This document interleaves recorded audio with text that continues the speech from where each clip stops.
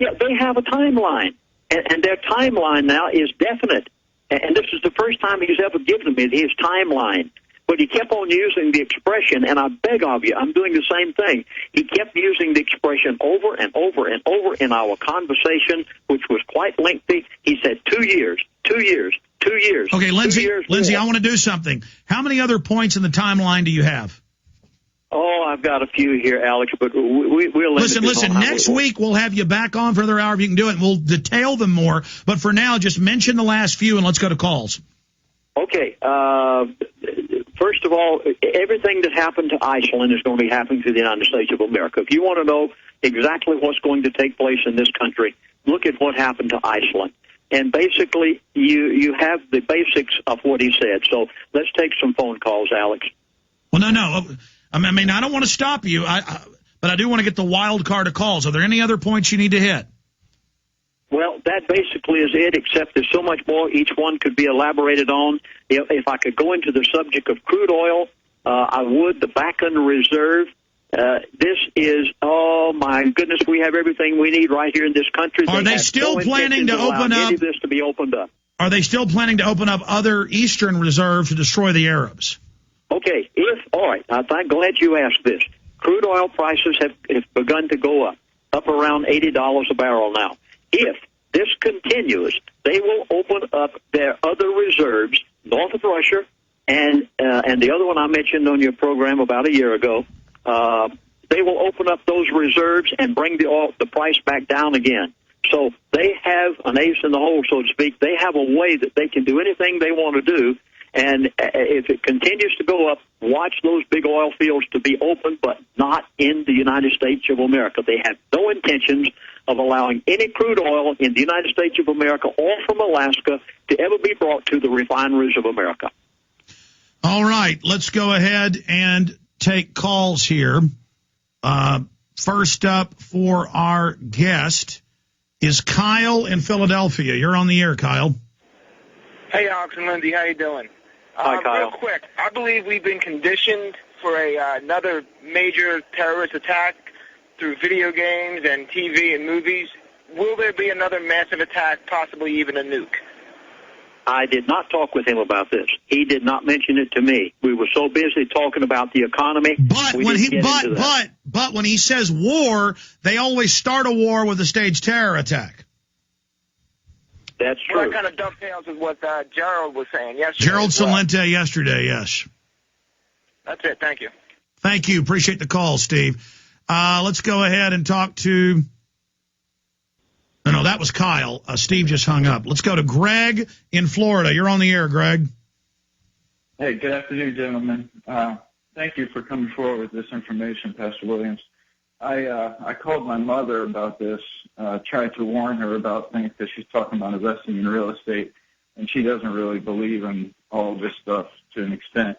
But she mentioned to me that President Obama is trying to make it so that the bullet manufacturers are putting an additive into the ammunition that's being sold in the United States so that after 2 years, it's no longer effective. Yes. The feds are looking at making that law, making you thumbprint and face scan and sign forms to buy any ammo.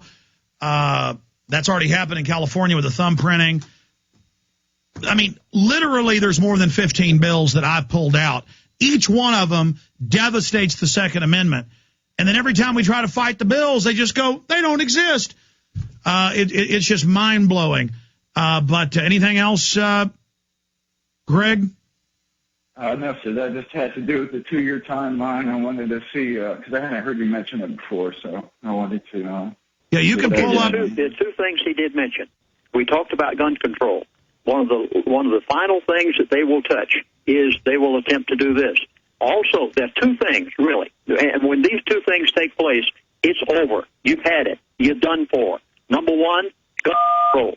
Whenever they try to pull that cord, and it's one of the last ones... Hold on, you hit your phone button, Lindsey. It cut off what you said. Say it again. Okay, the two major things will be the last things they will do. Number one is gun control. Secondly is the talk show host, such as Alex Jones. One of the last things they're going to touch is the media, because they know that the day that they touch the media, Well, that's the balloon going up. I mean, that's the last thing Hitler did, is he left it all in place till the very end, because that's the canary in the coal mine. That's right, and that's the last thing. He mentioned this. I mean, one of the last things they'll touch are these things. When they touch those, you know you've had it. Or we know that it's about to be a physical war, which all these macho idiots who are used to beating up kids and dopers have no idea what it's going to be like. I'm not looking for a fight, I'll tell you that right now, but you corner somebody, what else can they do? What was the other thing? You said talk show host. Number one is your gun control. This is one of the last things they'll touch. They'll touch ammunition. They'll stop them from producing it. They'll do everything imaginable, but gun control itself. Number two is talk show host. All right, let's go to calls. They know that the day they touch them, that they won't have the national media as their mouthpiece. Dean in Oregon, you're on the air. Go ahead. Lindsey, Alex, thanks for having me on the show today. Thanks for calling. Go ahead. I want to go back to your timeline where you're saying that we won't be able to do anything because we're going to be too poor to rebel. It's important for people to realize out there that this is going to be done slowly. I mean, I'm already at a point here in Oregon, being unemployed for over a year now. In my mind, I can see how this is going to come out. Well, it's worse than that. They're going to get tens of millions of people. It's already happened. Close to 100 million out of jobs. The government's going to point them as a weapon at the middle class, saying they're the rich, and the ultra elite are going to loot everybody, have pay cuts for people that are middle class, upper middle class, nouveau riche, and they always do this. The elite are going to sick the poor people and the disenfranchised on anybody with money except for the ultra rich. Lindsey, comments. Yes, please, everybody out there listening to Alex Jones day after day, believe everything he says. Everything that this gentleman told me, everything the elite have been telling me recently, it backs up everything that Alex Jones says. Believe me, it is truth. Believe it and listen to it and take heart to it. Well, Lindsey, the check's in the mail, but no, I mean, I'm only going off of what they're saying in their own reports, what they've done in other countries. And all these yuppies and people that think they're part of the system, you're going to be robbed. I mean, I hope you know that. The government's going to come rob you. I mean, the globalists want like a Soviet purge in America with a tiny elite and all the rest of us slaves. And the bureaucrats moving into all our houses. I mean, my God, environmental cops all over the country. Every 2 days I see articles where they're moving into people's ranch houses they've stolen. I mean, they're not playing games. And I want to tell the SWAT teams and police something. They've got a bad job for you. Well, let me tell you something. And when you're all wiped out, they plan to march in the I-4 foreigners. And that's in the FEMA documents, NLE 09. More calls straight ahead.